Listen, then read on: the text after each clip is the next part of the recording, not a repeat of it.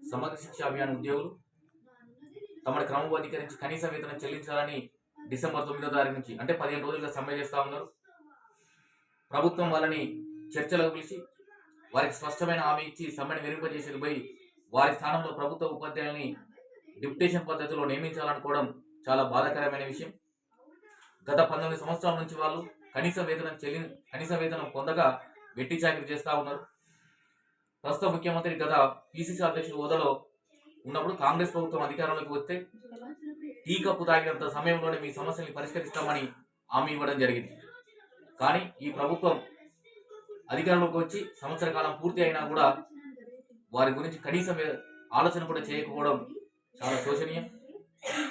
కాబట్టి ప్రభుత్వం వెంటనే వారిని చర్చలో పిలిచి స్పష్టమైన హామీ ఇచ్చి సమ్మెను విరింపజేయాలి. వారి స్థానంలో ప్రభుత్వ ఉపాధ్యాయుల్ని డిప్యుటేషన్ పద్ధతిలో నియమించుకోవాలనే ఆలోచనని కూడా విరమించుకోవాలని తెలంగాణ ప్రోగ్రెస్ టీచర్ ఫెడరేషన్ తరఫున విజ్ఞప్తి చేస్తున్నాం.